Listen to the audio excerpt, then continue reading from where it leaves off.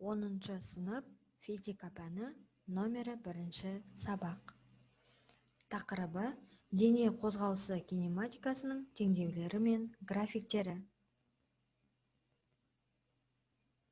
Сабақтың мақсаты кинематика теңдеулерін есептер шығаруда қолдану, қозғалыстың графиктерін сараптау. Жетістік критерийлері кинематикалық формулаларды біледі, кинематикалық теңдеулерді есеп шығаруда қолданады және қозғалыс графигін талдай алады.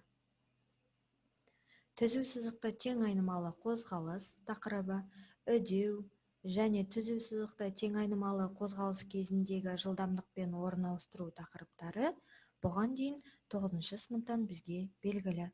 Олай болса, бірге еске түсірейік. Сонымен, түзу сызықты тең айнымалы қозғалыс дегеніміз, ол дененің жылдамдығы кез келген бірдей уақыт аралығында бірдей шамаға өзгеріп отыратын қозғалысты айтады. Ал үдеу дегеніміз дененің жылдамдығының өзгеру шапшаңдығын сипаттайтын физикалық шама. Үдеу бұл бірлік уақыт аралығында жылдамдық өзгерісін көрсететін векторлы физикалық шама. Халықаралық бірліктер жүйесінде үдеудің өлшем бірлігіне 1 метр бөлінген секундтың квадраты алынған. Дене қозғалғанда оның жылдамдығы тұрақты болуы немесе өзгеріп отыруы мүмкін. Дененің жылдамдығы тұрақты болса, ондай қозғалысты бір қалыпты қозғалыс деп атайды. Біз мұны 7 сыныпта да өткен болатынбыз. Ал дененің жылдамдығы өзгеріп отырса, ондай қозғалысты айнымалы қозғалыс дейді. Айнымалы қозғалыстың қарапайым түріне тең айнымалы қозғалыс жатады. Бір қалыпты қозғалыстың және тең айнымалы қозғалыстың графиктері төменде көрсетілген. Тең айнымалы қозғалыстың екі графигіне назар аударатын болсақ, яғни үдеудің мәні 0-ден жоғары мәнге ие болатын және жоғары қарай бағытталатын қозғалыс түрі тең үдемелі қозғалыс деп аталады. Ал керісінше үдеудің мәні 0-ден кіші мәнге ие болатын болса және оның бағыты төмен қарай бағытталады да, ол қозғалыс тең кемімелі қозғалыс немесе тең баяулайтын қозғалыс деп те аталады. Алдарыңызда тең айнымалы қозғалыс кезіндегі жылдамдықтың формуласы мен графигі көрсетілген. Жазып алыңыздар, мұқият назар аударыңыздар. Сонымен қатар, түзу сызықты тең айнымалы қозғалыстың орын ауыстыруы келесі графикпен бағытталып сызылады және формуласы төмендегідей көрсетілген. Бұл формулаларды дәптерге жазып аламыз және есеп шығаруда бірге қолдануды үйренеміз. Сонымен қатар, келесі 3 формулада бұл түзу сызықты тең айнымалы қозғалыстың орын ауыстыруын анықтайтын формулалар. Мұқият назар аударып, есіне сақтай қой. Олай болатын болса, біз сіздермен қозғалыс графиктерін бірге салыстырайық. Алдарыңызда түзу сызықты бір қалыпты қозғалыс және түзу сызықты тең айнымалы қозғалыстың екі графиктері көрсетілген. Айырмашылықтары мен ұқсастықтарына мұқият назар аударайық. Сонымен қатар графиктерден төмен түзу сызықты бір қалыпты қозғалыстың теңдеуі және түзу сызықты тең айнымалы қозғалыстың теңдеуі жазылған. Бұл екі теңдеу формулаларын дәптерге жазып аламыз, ұқсастықтары мен айырмашылықтарына мұқият назар аударып, жаттап аламыз.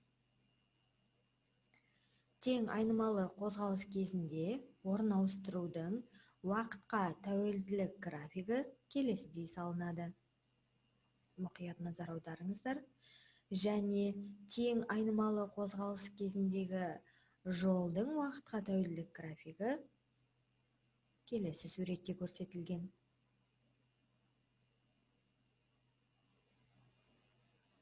Олай болатын болса, жаңа сабақты пысықтау үшін келесі тапсырманы бірге орындап көрейік. Ойлан және сәйкестікті тап. Алдарыңызда графиктер сызылған кесте түрінде бірнеше графиктер көрсетілген. Кестеде екі бағыт бар. Жаңағы біз сіздермен бірге айтқан тең үдемелі қозғалыстың және тең кемелі қозғалыстың графиктерін бірге көрсетуіміз керек. Ұяшықтарға орналастырайық. Бірінші жылдамдық үшін бірінші ұяшыққа сәйкесінше орналастыратын кескініміз ол V графигі. Бірінші ұяшыққа орналастырамыз. Екінші ұяшыққа үдеу үшін G графигін орналастырамыз. Ал орналастыру үшін тең үдемелі болатын ол S графигі, ал координата үшін H графигі. Енді келесі бағанға назар аударыңыздар. Бұнда біз тең кемімелі графиктерді көрсетуіміз қажет. Ал олай болса, жылдамдық үшін кемімелі ол бізде A графигі мінекей. Ал үдеу үшін 6-шы ұяшыққа F графигін орналастырамыз. Орналастыру үшін 7-ші ұяшыққа D графигін орналастырамыз. Ал координата үшін E графигін орналастырамыз. Өте жақсы. Олай болса, келесі тапсырманы бірге жаттығайық. Алдарыңызда график көрсетілген.